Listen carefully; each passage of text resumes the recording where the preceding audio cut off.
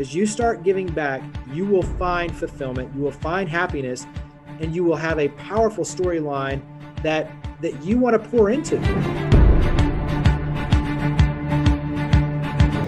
Hello, and welcome aboard another episode of the Captain's Lifestyle Podcast. This is your captain speaking, Taylor Morgan. On today's episode, we have another special guest. His name is Jeremy C. Park.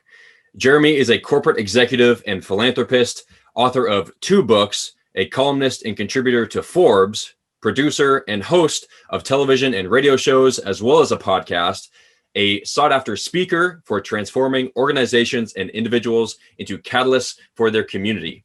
He is the CEO of cityCURRENT, an organization with a mission to power the good. cityCURRENT is a partnership of more than 100 businesses, including some of the world's largest employers, such as FedEx, AutoZone, Verizon, Kroger, and more, that have joined forces and funds to make a difference. He's been featured in Forbes, Entrepreneur, Yahoo News, and other major publications. And just for the sake of time, Jeremy, I'll leave it at that. But welcome to the show, man. It just means I'm busy and I'm pulled in a lot of different directions. Yeah. all for the good. So that's the nice underlying theme, is to power the good. Absolutely. But I appreciate it. Thank you. Yeah, I love it. And before we dive into everything you're doing today, give us a little background on Jeremy. What led you down the path of philanthropy? So I talk about it in my book and kind of share the personal story. But basically for me, I grew up in a small town, a suburb of Fort Worth, Texas, so Dallas-Fort Worth area, called Weatherford. And my parents had an open door policy. So ever since I can remember, for me and my younger brother, who proudly served our country as a Marine, for 20 plus years. So the community service exactly Myself runs as in well. the blood. So I appreciate your service. Absolutely. But we saw at an early age, they had an open door policy. So 2 p.m., 2 a.m., it didn't matter if people were down on their luck, going through a divorce, lost their job, just facing a difficult situation, they would come over to our parents' house. And my dad was in the insurance business. My mom was an educator, and 99.999% of the problems or challenges that people had nothing to do with insurance or my mom being an educator. They just needed help, and they needed somebody to be a listening ear. And so for my brother, we just saw that the more that my parents opened up their doors, opened up their arms, and just wrapped them around others and genuinely were there to serve, the more really amazing things happened for our family. And it was just being authentic, being genuine, just being human, right? And so we just saw that really cool things happened the more my parents helped. And that paved the way for both me and my brother to just get involved in Boy Scouts and community service and serving nonprofits. And, ever since I can remember, I was just involved in the community trying to make a difference. And I'm a big believer when you look at volunteerism, philanthropy, community service, there's so much good that happens for you personally, professionally, and spiritually, that it becomes a life-changing mission. And once you start to immerse yourself in it, just like my parents, it becomes part of your DNA, and just, all these stories that you couldn't even make up if you tried start to happen. But that really, at a young age, paved the way for me and my brother both to go into this kind of community service mindset and driven field, obviously professionally now with what I do. Yeah, I love that. And you mentioned your book, so let's dive into that. So this is going to be kind of a broad question, but take it wherever you want. So how does giving lead to growth? So in the book, I kind of dive into the 3 truths that I grew up seeing firsthand with my parents, and we operate under with cityCURRENT. And so those 3 truths, the first one is that people physically solve problems. And so when you look at it, money, while it's an important resource, if I put a dollar bill on the table, it's not going to walk, it's not going to talk, it's not going to come up with a solution, it's not going to parent a child, mentor, tutor, it's not going to do anything physically, it's just going to sit there. So while it's a needed resource, people physically solve problems, people physically come up with solutions. We have to physically be engaged to be able to see change and create change, right? And so that's the first truth, is that people physically solve problems. The second one is that people provide opportunities for people. And so when you look at everything in your life, you may work for a company, but somebody within that company gave you the opportunity to succeed. even as an entrepreneur, you're going to rely on others to help get you where you need to go. And so whether that's a CPA, an accountant, a lawyer, like all these things you're going to need help with, and it's going to be other people stepping up to help you. And when I start looking at the intersection of the first truth and the second, the more I get involved in the community and the more I'm positive, which is uplifting versus negative, which is divisive, the more people I'm going to meet, the more I can showcase my skill sets, the more I can, fine tune my leadership, all of these things, which then leads you to that third, which is the intersection of those first two, which is giving leads to growth. And that's, like I said, personal, professional, and spiritual. And I just, the more you start giving back, and you hear so many quotes like from Gandhi, you find yourself in the service of others. I mean, there's tons of amazing quotes that all kind of say the same thing, but the more you serve, the more you learn about yourself, the more you meet others, the more you showcase that you can deliver results, you can deliver value, you're a good leader. That always leads to good opportunities and to meeting amazing people who also have a similar heart for service.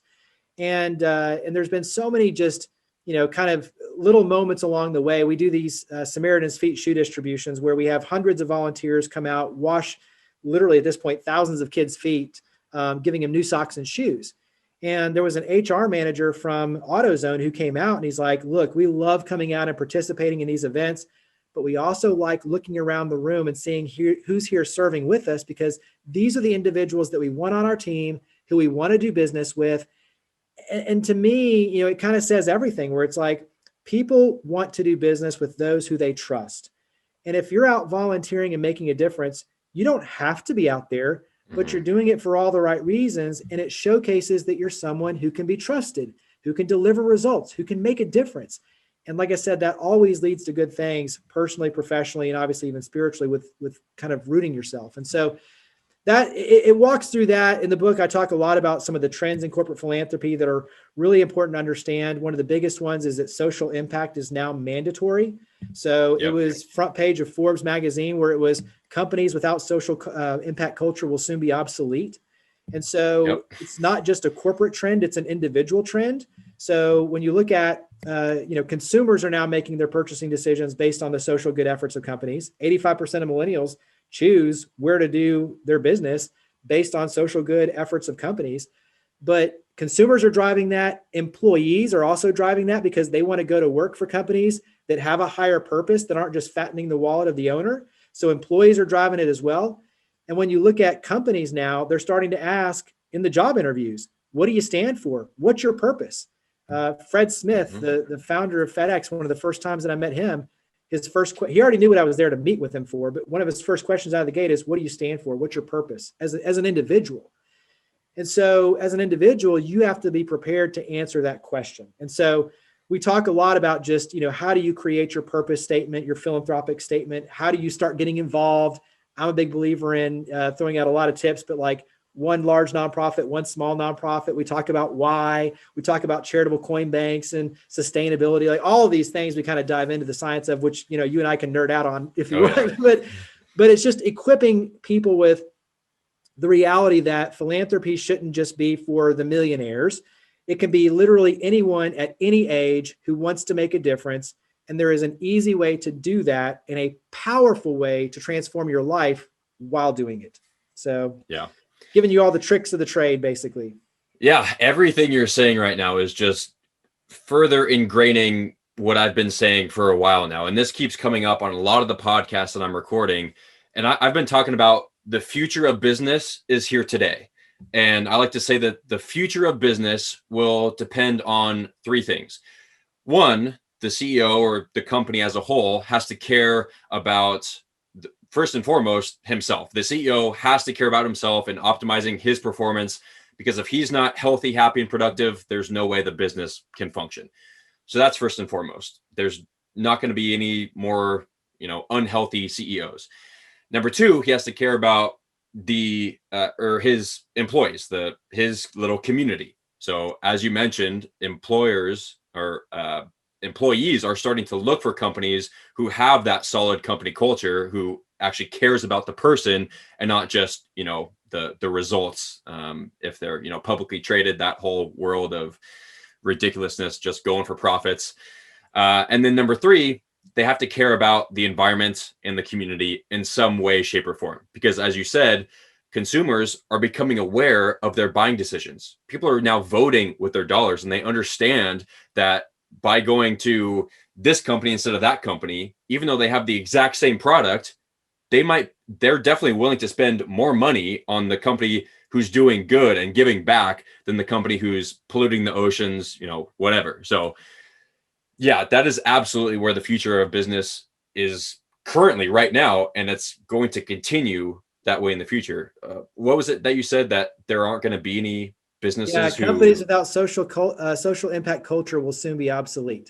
So Yeah, that is the quote from Forbes. And USA Today, consumers in America are looking at corporate America to be a part of the solution. So there's so many headlines, and there's also so many research studies being done and stats and analysis and all this that basically prove everything you're talking about, which is that Tom Shadyac, who's the Hollywood producer of Ace Ventura, Liar, Liar, Nutty Professor, all these, but he basically says Starbucks will become our bucks, Walmart will become Allmart, because if they're not giving back and making a difference, another company will. And by the natural heartstring pull, you will choose to do business with the companies that are giving back and making a difference. And I think it's human nature, is we want to do good with those who are doing good. And so, when you look at now, competition is fierce, competition is global. For anything you're buying, whether it's clothes, coffee, you name it, there are companies that are giving back. And so I think that's a big part of it, is the globalization is driving that consumer decision. We want to do business with those who are making a difference and not hurting our environment, and making a difference with education and poverty and all these things. And then also too, to your point, employees are really driving it, because all the research shows that they'll take less money to work for a company that has social impact. They want to go to 100%. work for a company that's going to help them become a better person, a better human, who will help them volunteer during work hours, because they don't want to do it. They're so busy. Your life at business is the majority of your time. So they don't want to have to use their time after work or on the weekends to give back. They want it as a part of the experience. They also want you to give them opportunities to serve on boards and to do all these things that are really important for them and their development, but do it during the workday. And so companies are having to come up with like modified work schedules, for instance, where you can go to volunteer in the morning at 8:30 to 9:30 and then be at work by 10, or go leave early at 3:30 and then get there at 4 and tutor after school from 4 to 5 and then go home at 5 like you normally would. And companies can take those hours and credit them to their charitable efforts, right? So it's all of these things that companies now need: the story, they need the impact, they need the opportunities. Employees are driving it, consumers are driving it, but research also shows that as companies do that, they become happier employees, way more productive, and those companies that do that far outpace the companies that don't. And so it goes back to, when you start giving people the opportunity to get involved, to make a difference, they themselves feel more fulfilled and they feel more purpose driven, and they become way more productive and loyal to your company. Wow. I think that will be the best testimonial for my program.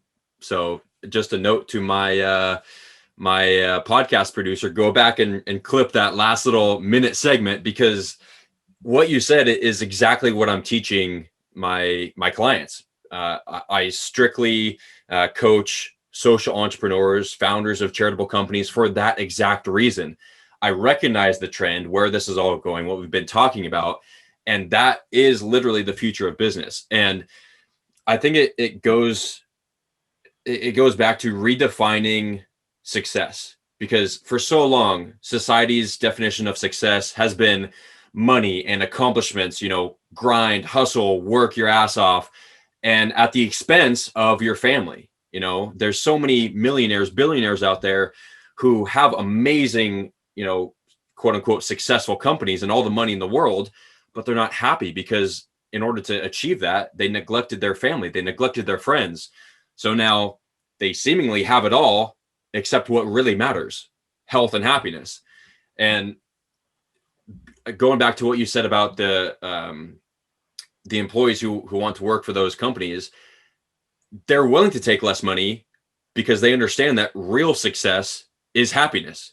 is not hating your Monday through Friday and just living for the weekend.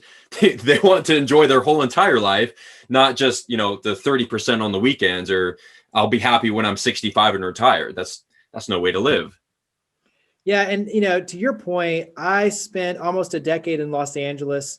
My story, I played tennis and was ultra competitive on that, had a chance to be in the music industry, the film and radio, and all these entertainment industries, and learn media. But I spent 5 years as the head tennis pro at Beverly Hills Country Club. And I saw firsthand a lot of money, but also too, a lot of individuals who literally gave up everything, including their family, to be able to have that wealth and that deemed success, right? And then you would also go to a home and, on the outside, it was beautiful and looked like a mansion. On the inside, there was nothing in it because you're trying to put up the facade of success. And it really, to me, was a pivotal moment of seeing what others deemed a success versus, to your point, it's like, no, that's not my definition of success. And while you do have to have money to be able to give money, you have to be profitable to be able to be philanthropic in terms of supporting nonprofits on that side financially. When you start finding better balance of what drives you and motivates you, then you realize it's not about the car and the brand. It's about the legacy you leave with the individuals that you impact. And you can't take the money with you, but you know what? People, as they remember you and how you made them feel and how you helped them and how you help them get where they wanted to go in life and do all these things for them, that's your legacy. That's what they're going to remember. And so for me personally, when I talk about powering the good, it's powering the good and supporting nonprofits, obviously, but it's powering the good with honestly every single person I meet to be able to infuse them with energy that they feel like they can do something special, and I can help them get where they want to go and make an even greater difference in our community or our world. Yeah. That to me is the legacy that I want to leave. Mm-hmm. That's what I'm focused on. Yeah. And just to clarify for the listeners, we're not saying that, money is evil, that if you have millions of dollars, that's a bad thing. It, like you said, it depends on what you do with it. Yeah. Right? And I'm the first to, and Tom, I'm a big follower of Tom Shadyac. He's become a good friend of mine. He talks all the time. It's like, if you are big into bicycles and that's what rocks you, then buy the best bicycle. If you're big in, like, I love watches. Watches is my downfall. So I get into watches, but I invest in them and I love them. And that's my thing. Outside of that, though, I drive a Toyota 4Runner. It's like I pick and choose the things that are important to me. And it's one of those where you make decisions, but when you start looking at it in terms of cancer is something that always takes and takes and takes and takes. I'm trying to be more like a tree, nature, where it takes only what you need to be happy, and then you push the rest out. So get what you need to be happy, whether that's the big house, whatever it is, but then there comes a point where it's like, okay, do you really need 5 more homes? Do you really need, at what point does it become cancer and consume you versus fulfill you and fire you up and drive you and create that legacy? And so it's a balance, and everybody's different. And I'm not going to judge anybody. If their pursuit is money, then awesome, go rock it. Yeah. But just find better balance in terms of giving it and helping to use it as a catalyst to make a difference in the community. So it's not just consuming yourself for the money itself. 100%. And also I would add to that, for looking good to society, like flexing on Instagram, buying the new car, the new shoes, whatever it is, just so you can look good because you think that's what society likes. No, you get what fulfills you. If you genuinely want the new whatever, then get it. But don't just buy things because you think other people will like that. Don't buy things because you think that will allow you to get into this circle of people. And I wanted to read a passage from this book, which is Own the Day, Own Your Life by Aubrey Marcus. So going back to what you said about you can't take your money to the grave.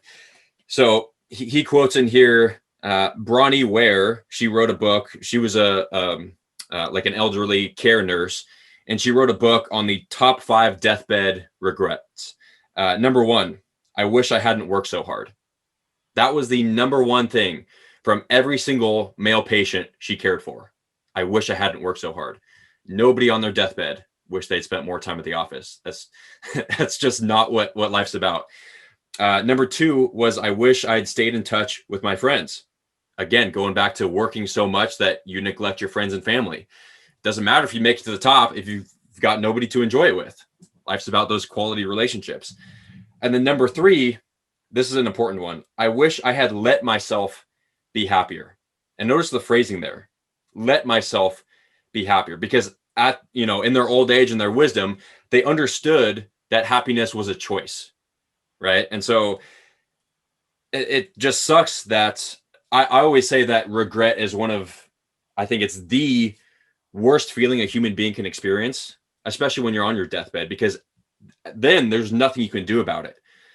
But right now, there's absolutely things that you can do to not regret the life you live. So what are some of those things? Let's dive into finding your purpose, because I know you're big on that. Yeah. And I'll say, even just coming off of what you said, especially with the pandemic, people have been massively depressed, and mental illnesses and mental health is top of mind for everyone. And to me, especially when you talk about money and that sort of drive, that is very much a self-focused approach. And when you talk about how do I become happier? How do I find purpose and happiness? It really is serving others. Like when you start getting involved in helping others, then you start realizing that one, there's a lot of need and people need your help. You find that purpose. You feel like you can actually make a difference in someone else's life, which is really powerful. And when you start seeing that transformation in others, and that, whether it's coaching a kid's soccer team, sitting down with someone and just talking, like whatever it is, use the spectrum, little things can really make you happy and feel fulfilled. And so, let's dive in. So on my end, one of the biggest things that I say is, one, physically write down your philanthropic statement, your purpose statement, make it a sentence. And especially for those young adults, all the way up to obviously more experienced, it's going to change over time. It can, start with just what are you interested in, whether it's youth sports, cultural arts, animals, whatever it is you want to make a difference is. For me, especially right now, it's education. Like my family, we're heavily focused on education. So the boards that I serve on, the organizations that I really support heavily are all kind of centered around education. But anyway, write it down and then ask others what theirs is. You'll be surprised how many people, if you start asking your coworkers, your family members, having that conversation with your kids and your family, like, what do you want to do? What do you want to make a difference in? People are fighting cancer. They're surviving. Like you start really peeling back the onion and getting to all these different layers of people that you may kind of know, for years, but all of a sudden now you're having a really deep conversation and you're really getting to know them. So just the purpose statement conversation with others is a really powerful way to connect. Then clear out time on your schedule. So you can put it in your calendar. It doesn't have to be a lot. It can be an hour a week, an hour a month, whatever it is. Be intentional about putting that time on your calendar. And then it's get involved with one big nonprofit and one small nonprofit. And so when you look back at your purpose statement, if it's, youth serving organizations or sports, it's, there's tons of organizations that can help guide you to those nonprofits, but get involved with the big one, because the big one will open up your sphere of influence. It will show you a lot in terms of organizational structure, leadership, sphere of influence. It gives you a storyline that connect. If I say I volunteer with St. Jude Children's Research Hospital, everyone knows what that is. The problem is I can't, as one person, make a huge difference with that organization because it's very large. So that's where the small nonprofit is your legacy. That's where you can get involved and say, hey, I've got X amount of time per week or per month. Here's what I'm good at. I just want to help. What's a project I can work on? And that's where you can start building your legacy and your resume, and you can showcase that you're good because you can start to deliver results. And that's where people then start saying, oh, wow, that guy is good. He's making a difference. Look at what he's doing. And if you want to be strategic about it in terms of leveraging it, then you get that project and you say to the executive director, if I do a good job, will you send an email out to the board or to your network and just say, hey, Jeremy did a great job on this business plan, this marketing plan. Thank you so much. Boom. I get it as my brag book. And it opens up that door for me to follow up with others and say, hey, you might have seen, I did this project. I would love to work with you on something that's a passion project for you. You can literally get where you want to go, leveraging your philanthropic engagement to both increase your skill sets, increase your sphere of influence, and also to open up doors of possibility with whatever you want to do. And so it really is. And I mean, we can get even more into the minutia of it, but it can be as simple as that in terms of just finding your purpose, leveraging it. And I guarantee as you start giving back, you will find fulfillment, you will find happiness, and you will have a powerful storyline that you want to pour into and others want to pour into. People want to be around others who are making a difference. It's a fact. And so you can't help but smile when you walk out of, an event and you've done something good for somebody else. Yeah.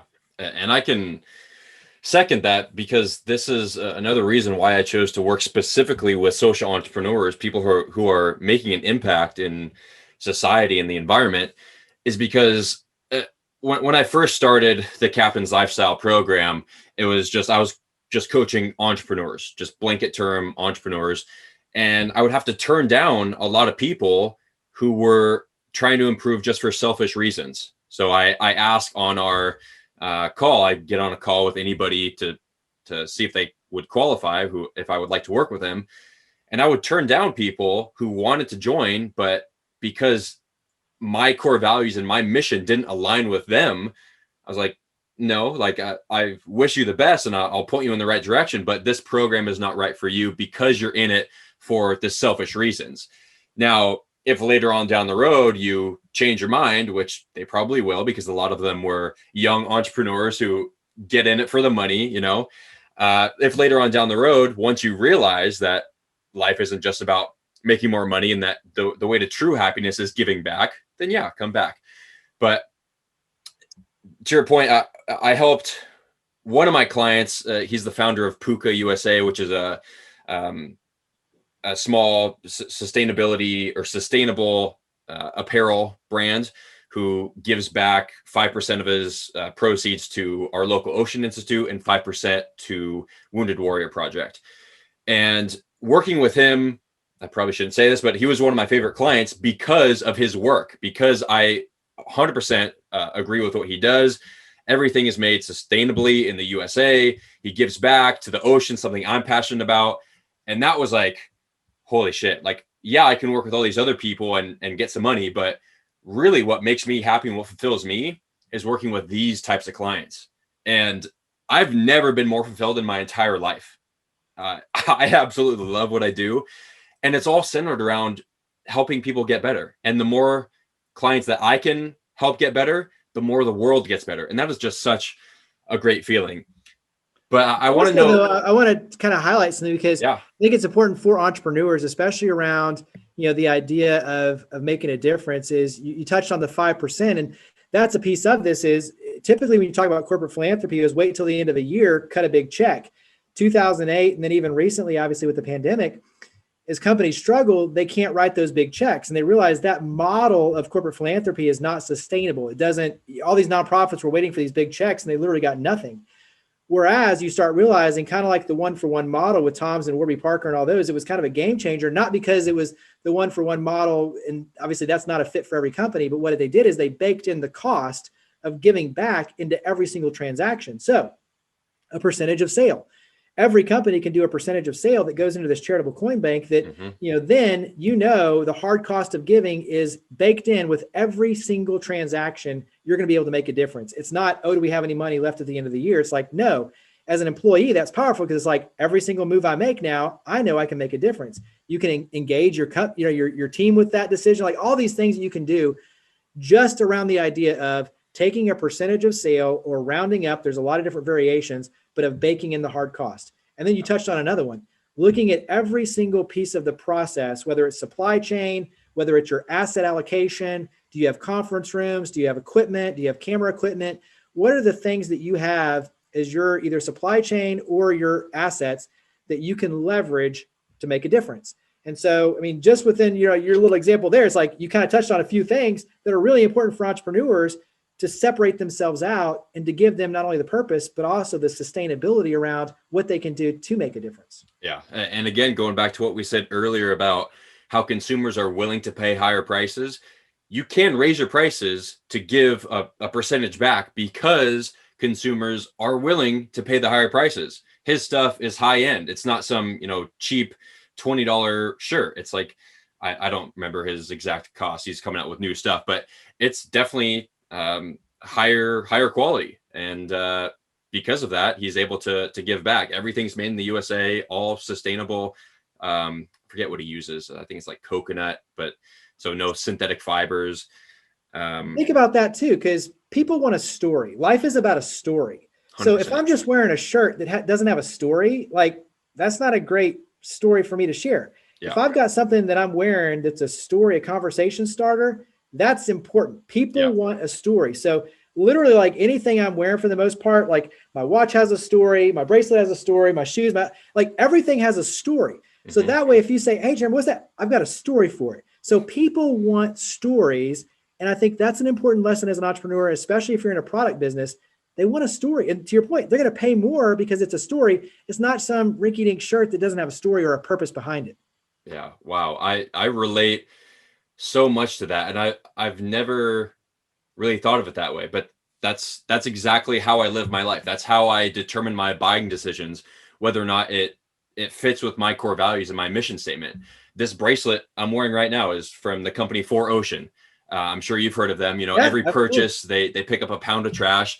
I am a subscriber to their program. So every month I get a new bracelet that funds picking up a pound of trash. And to me, like, it doesn't matter what those things cost. Like, I'm obviously going to do it because it supports what I support.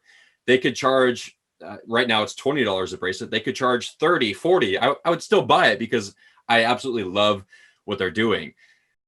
Yo, Taylor here. So I'm sure you've heard me harp on sleep and basically every single podcast and video that I put out because it truly is that important. And I'm excited to announce that I've created something very simple and very tactical that you guys can use to start improving your sleep immediately. In fact, it is the fastest way to improve the quality of your sleep and therefore the quality of your life with amazing results after just one single night of implementation. Seriously. This is the same nightly ritual that I personally use, and it's the same strategy that I teach all of my high-performing clients in the Captain's Lifestyle program.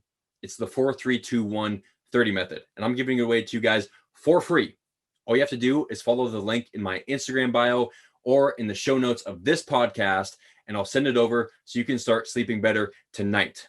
But please do not sleep on this offer. It's literally free, so no excuses. Go do it. And sweet dreams. What are some of the ways that you can tell a company is doing good? For me, I look for being a certified B Corp. That's a big one. And then also part of 1% for the planet. That's another big one to look for. Do you have any other suggestions on what to look out for? Well, I mean, I think, just as consumers, we automatically go to the website. We look for, not just obviously what they do, but what they stand for. So I'm big on Googling like their philanthropic statement, their purpose, not just their mission, but like what difference are they making? I'm big on going to social media and I'm looking to see, is their team out volunteering? Are they using their platforms, especially social media, to share not just what they do, but who they help? So sharing the nonprofits that they support, highlighting them, the causes and the impact they're trying to make. So I look at how are they leveraging their marketing, their media, their social media, their story. I look at all of that. And then, and then it's a matter of the real lift that they're giving. But I think especially now we live in a world that's very transparent. I mean, you can find pretty much anything about everybody and in every company. And so I want to see that there's congruence, that what I'm seeing matches up on social media and what others are saying about them to obviously what I'm seeing on their website is the polished version. So yeah, it's not just what the company says, it's what the clients, the employees, everybody else is saying about it. Yeah. And yeah, to your point, a lot of times when I'm looking to either hire a, podcast production team, for example, or, anything that I'm looking to buy, one of the first things I look for is, go onto their website, see what their core values are. If they don't have core values or mission statement, it's like, well, I don't know, maybe there's somebody else out there. And so any business owner or entrepreneur out there who thinks that this stuff doesn't matter, first off, let me tell you, there's a reason why I put core values and creating your mission statement the very first thing in my program, is because that is literally the foundation to success. If you don't know where you're going, you're not gonna get there, right? You're gonna climb the ladder to, society's version of success, as opposed to, following your path, your legacy. So well, you're never going to be happy. I think that's what I saw in Los Angeles is people with immense financial wealth. I saw some who were really happy, but they were grounded in their family. Like the money was a byproduct of everything else that they were doing to genuinely pour in. And while they became financially wealthy, that was not their focus. The ones who were focused on the financial wealth were just never happy. They were never satisfied. They were never fulfilled. And I just saw, especially for me, as a father now, like, I'm volunteer coaching my younger son's tennis team, like leaving at 3:30 or 4, in the afternoon to be able to coach the kids and do all this stuff. And it's like, to me, there are things that are way more important in life with these moments with the kids and the family than the dollar over here. And while the dollar is important, like we said, to do the things that need to be done, ultimately is it a byproduct or is it the single focus? Yeah. And that goes back to your book and everything you stand for, giving for growth. Like you give, and then in turn, that's what makes you money. You don't go out trying to make money and then be happy. It's reversed. And yeah, that's what I tell anybody who I interact with. If you're in business, or if you have a job, if you're working strictly for the money, I say quit. I say it doesn't really matter what the situation is. If you're not happy with your current life and how you're making money, I'll give a quick story. I turned down somebody who wanted to come into my program because they were a pharmacist, but they were aware that all the pills that they were giving out were not really helping these people, and were in fact, in most cases, making them worse because they were just Band-Aids covering up the problem. And they didn't want to get another job because it paid very well. I was like, look, you're coming into this program to improve your health, happiness, and productivity. That is impossible if you're doing a job that goes against you as a person. It just can't happen. So I had to turn them down. That really is success, is happiness. My definition of it is happiness plus excellence. So excellence meaning always striving to improve yourself and those around you in some way, shape, or form. And then happiness, enjoying the process of doing that. That's real success. And then to your point, giving for growth. Once you do that, the money comes. Yeah. It's having an abundant mindset. I think people get stuck with the scarce mindset, the scarcity. And it's like, well, I can't help them because it has to be me. And it's like, no, I'm telling you right now, the more you help others, the more you go where you want to go and get. But I think, to get where you want to go, to get where you want to go, you need to know how others want to grow. Because if you can help others achieve what they want to achieve, they will help you get where you want to go. Yep. But that's the abundant mindset, is we can all get there together if we help each other, versus the only way I succeed is if I take from you. You can't 100%. Have it, because if you have it, then I don't have it. So you have to get out of that mind trap. And I think it just goes back to, the more you realize that we can all work together, there's plenty for everyone. Yep. You can have what makes you happy to rock your world. I can have what makes me happy to rock my world. At the end of the day, we can also do things that are really important for our community, like try to get people out of poverty, make sure they have enough food to eat, make sure they don't have to choose between, the shoes they wear to having food on the table. Like all these things that are massively important for our community. We on our end have to be able to help and get out of this scarce mindset, get to the abundant mindset, work together to make a difference and actually lift, so that we can get where we need to go as a community, as a world, for sure. Yeah. Let's stick on this for a little bit, because I agree. I hate that mentality in business. Like when people refer to companies or businesses who are doing the same thing that you're doing as competition, I don't like that. It's because you can succeed and they can also succeed. And if they succeed more than you, who cares? If they're doing a good job and helping the community and the environment, isn't that what you're trying to do? Like, it's not a game. It's not a competition. Everybody is, well, if you're in business for the right reasons, everybody is trying to make the world a better place. So there's no reason that everybody shouldn't succeed. It's not about win and loss, you know? And so even with me, like, I interview people on my podcast who essentially do a very similar thing to what I'm doing. And I want to promote their business. I don't care if one of my listeners hears it and goes to them instead of me. They're still getting the help that they needed. They're still getting better. They're making the world a better place. That doesn't matter to me, right? Like, yeah, obviously I want business, but if somebody else succeeds, that's fantastic. Like, there's enough to go around for everybody is the point.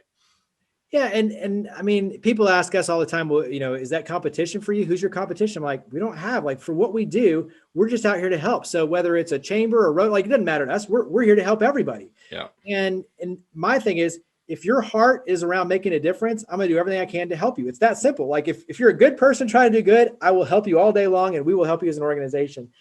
And to your point, I feel like, once again, we are all in the trust business. Whatever business you're in, do people trust you? Mm-hmm. And if you're someone who, just like you said, you're going to promote anyone and everyone who may be doing something similar, but you're just trying to help. You're just trying to be a resource. You're being an advocate, an evangelist, a helper.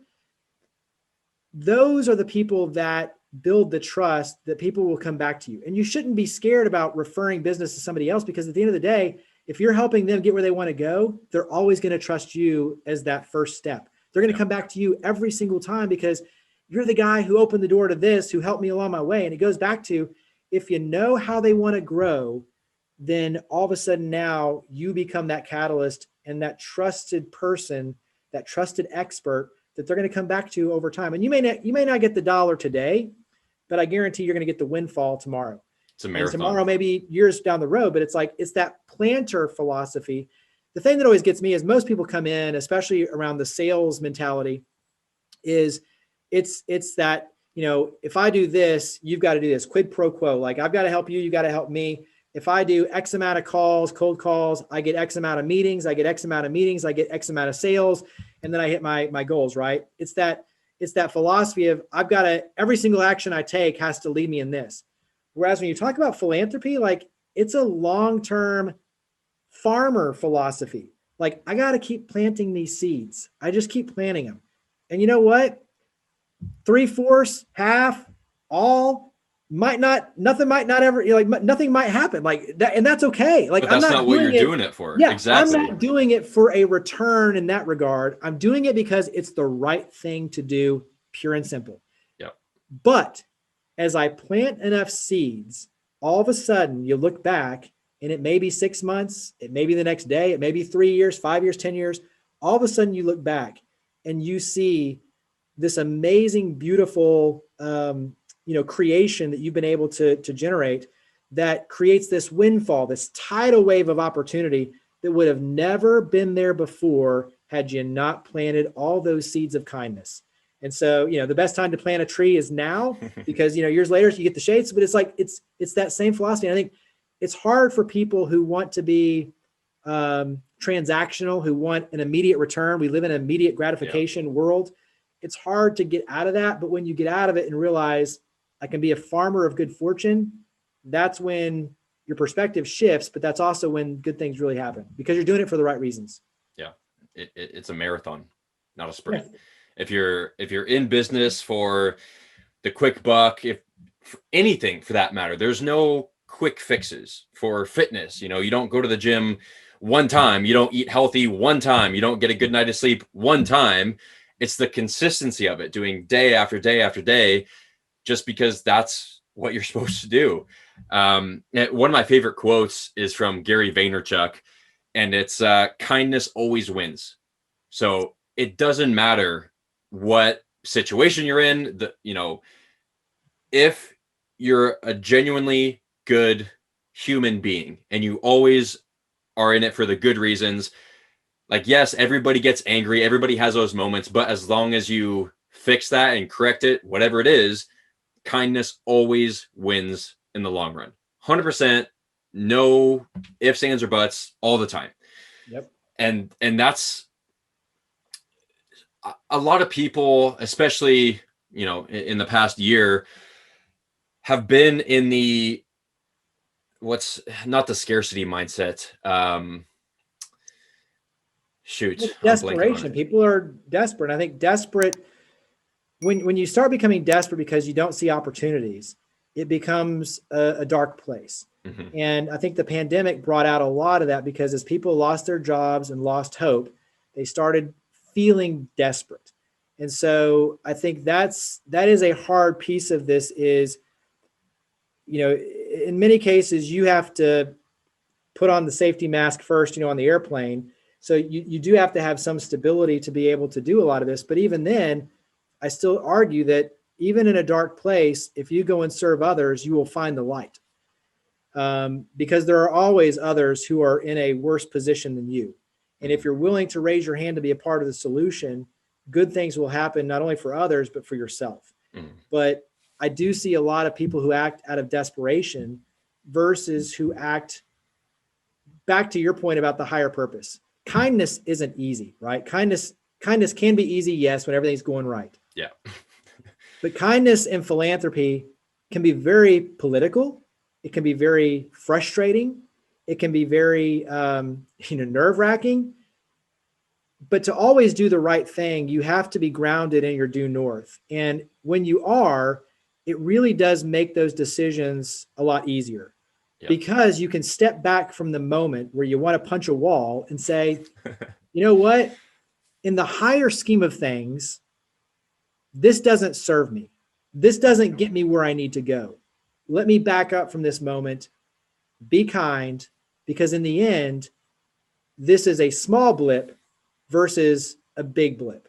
It's not going to matter in 5 years. Exactly. It gives you better perspective. And I think that's where that theme of good, kindness, excellence, whatever you want to kind of put your money on, put your hand on, put your faith in, being grounded will help you make better decisions, will help you better prioritize, will help you better make sense and put your guardrails up so that kindness becomes easier every single day, because you understand, like you said, in the end, kindness will always win.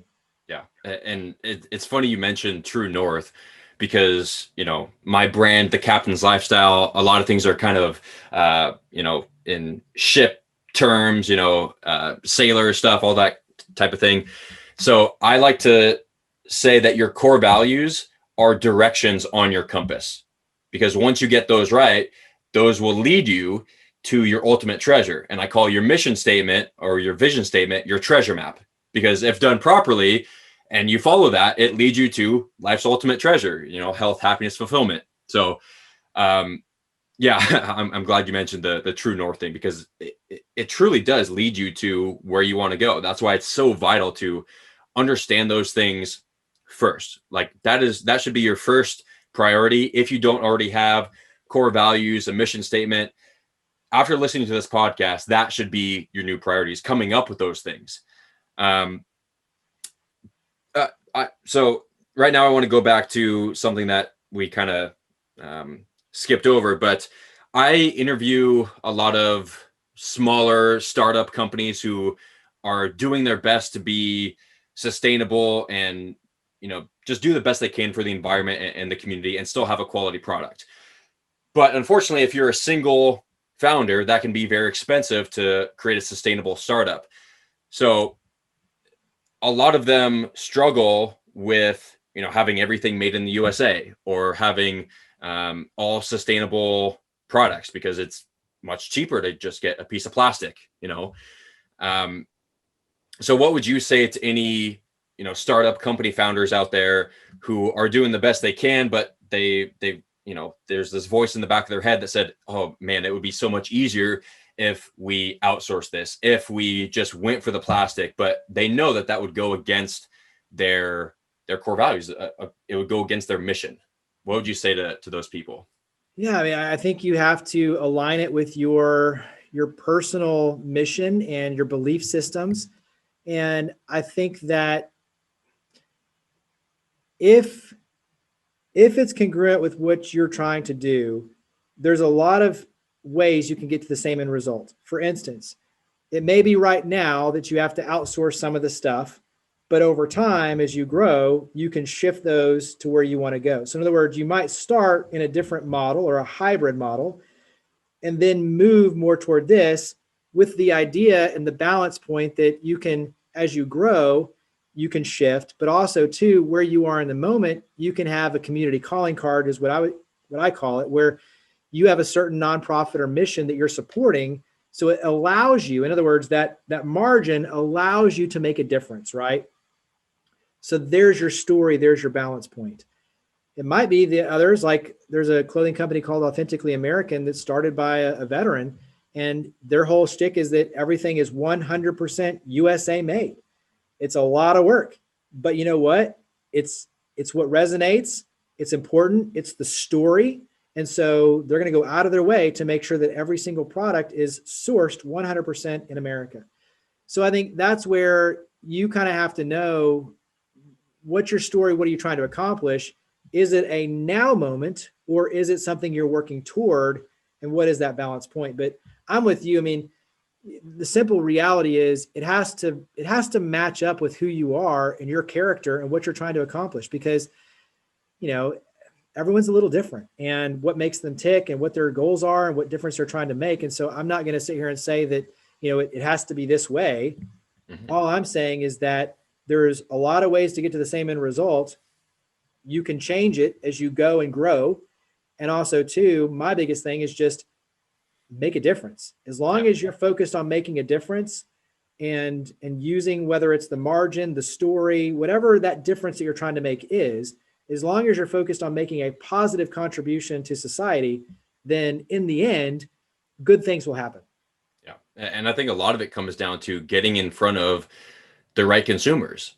You know, as we've mentioned many times, consumers now, they don't care that they have to pay higher prices for these companies who are sustainable, who are made in America. They're doing everything right because that's how they align. So I would say it's any companies out there who, you know, startups who are trying to do the right thing, is just make sure you're getting in front of the right people. Not, you know, unfortunately, it's a lot of the older generation who doesn't really give a shit, for lack of a better term, because I don't know, for whatever reason, they just don't care. They're not going to be alive to see it. I don't know, whatever. But I don't think that a human being can be truly happy if they don't care about the impact that they're having. I really don't think you can be genuinely happy with yourself if, for example, you litter, or, you know, you just feed yourself crap and you don't care about your health. I really don't think it's possible to be happy. So I think for the people out there who say they don't care, I think there's something deeper going on that they should probably, you know, work on. Yeah, it always catches up to you at some point. And I'm like you. I mean, you know, what you eat says a lot about you. Do you focus on taking care of yourself mentally, physically, like all these things? All of those are indicators of a bigger picture, right? Yeah. And to your point, I have no patience or respect for those who litter, because especially if you go out and you pick up litter and you see how long it takes you to pick up, you know, a river, 90,000 pounds of trash and huge 18-wheeler, you know, tires and stuff like that. You're just like, what? Yeah. Why are people doing this? But when you do that, you realize how much effort it takes to clean up an area. You will never litter again. But nope. Little things tell a lot about you. But to your point, people like that in general they're just negative and they're not going to be happy. And the thing is that going back to opportunities, do you want to be someone, I just say it's a negatron. Do you want to be a negatron? Do you want to be constantly negative where the world always owes you, everybody else is to blame? Victim mentality. It's always the victim mentality. No matter what I do, it's not like all of that stuff, which I go back to the original thing, is negative and divisive. Negative energy repels people. It may be funny in the moment at first, and people will enjoy your sarcasm at first. Yeah. Over the long run, if you're a negative person, you will push people away. And when people start being pushed away, you're also pushing your opportunities away. Yep. Versus, like we said before, it may not always be easy to be kind. It may not always to be easy to be respectful and to be, pushing out positive energy and want to help others. It's not always easy. But when you do, your positive energy attracts, you're attracting people and you're attracting opportunities. And you go back to the bigger thing. It may not be easy to wake up if you're feeling bad or feeling down or going through a rough spot. But when you push out good energy and you go get involved and you help somebody else, that positive energy will always start to come back. The energy you give will be the energy you receive back from the community. And that, to me, becomes the difference. And so when people start realizing that they can take control of their destiny, they can take control of their life, they can take control of their eating, their physical fitness, their volunteerism, their community engagement, their professional career, all of these things, that becomes empowering to put them on this trajectory where they really become a catalyst. Yep. That's my whole thing. Become the captain of your own life. You are in charge of what you put into your body. You are in charge of the amount of work you spend working towards your goals, whatever. It's all up to you. Nobody else can determine that for you. And if you do let society, notifications on your phone, the news, whatever, if you let that dictate how you live your life, you're just on autopilot and you're not gonna enjoy life. But real quick, I want to just, I guess, second what you said about how long it takes to pick up trash. That same client that I mentioned, the founder of Puka USA, every month he does a beach cleanup because we're here in Southern California. And so every month we go out to a beach, pick up trash. It's amazing. I love it, but it's unfortunate that we have to do that in the first place. And the hardest things to pick up are, the broken up styrofoam, the little microplastics. It's so sad that people just aren't aware of the impact that it has. Plastic doesn't go away. It just breaks down into smaller and smaller pieces, microplastics, and it's just horrible. So yeah, I just want to say that, plastic, whatever your buying decision, it really does make a difference. There's so much overconsumption in the world. It's just ridiculous. Like we don't need all this plastic packaging and the things to come in plastic bags. In fact, I just interviewed the founder of Plant Switch, which he's making cutlery and straws right now out of, I think it's like agave, but it looks exactly, well, it doesn't look, but it feels exactly like plastic, performs just as well as plastic, but it breaks down. So there are fantastic alternatives out there, which, like we talked about in the beginning, is going to be the future of businesses. And I love that. So before we wrap up, tell us a little bit about what you're doing with cityCURRENT and what's going on there. Yeah, so cityCURRENT is the organization side of everything that we're talking about. And so, as you mentioned at the beginning, we're funded by over 100 different companies: FedEx, AutoZone, Verizon, Kroger, all these major companies, all the way down to small, entrepreneurial startups like UpSquad. And so we've got restaurants and banks, and basically, these corporations put money in. That's our budget for the year. And we go out and power the good. And we do three main things. One is events. So we do a lot of events. We'll do over 300 a year, about 150 in Memphis and 150. We have a team in Nashville. And the benefit now, obviously, is the virtual side is people around the world can tap in and attend. So we bring in national guest speakers. We just had Inky Johnson. We've had Jocko Willink. We've had, big name speakers, and people can attend virtually and then obviously in person too, once things normalize and get back to normal. But a lot of events, workshops, seminars, social mixers, golf scramble, tennis. You name it, we do it. Anything that's enrichment or collaboration driven.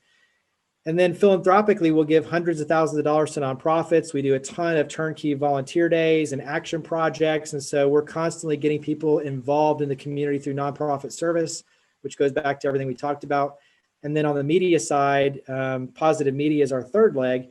And that's where we have TV shows and radio shows and columns and podcasts and books and all these things that are focused on sharing the lessons that we're learning and those who are doing good things to show how to get involved. And sadly, when you turn on the 10 o'clock news in most major markets, it's all negative. And so we're we're the opposite of that, trying to promote the good that's going on so people can see hope, but they can also see how to get involved in their own communities. So, that's cityCURRENT on our end. You've got physical in person in Memphis and Nashville, but we launched growthCURRENT last year, which is an e-learning platform that literally anybody around the world can tap into. And so we have all these learning modules and guest speakers and virtual events and everything. So it's been really cool to see just around the world, people being able to access and enjoy what we're doing. And all these virtual events, we just had one last week, and we had people from North Carolina, California, Florida, like all over attending. It's like, it's so Nice. awesome to see now the connectivity and what can happen. And like, just like your podcast here, you can interview people around the world that are doing great things, Yep. leveraging technology to be able to share great information and help others along their way. So it's a really cool opportunity for all of us to work together to power the good. So with all that being said, where can people find more about you, what you're doing with cityCURRENT, growthCURRENT, all that stuff? Yeah. So cityCURRENT is citycurrent.com. It's citycurrent.com. So citycurrent.com.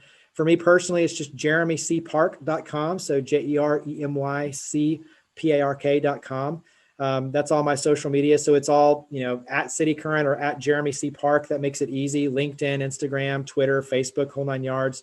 And then growthCURRENT is growthcurrent.com. So those are all easy places to find me and our efforts with cityCURRENT and growthCURRENT.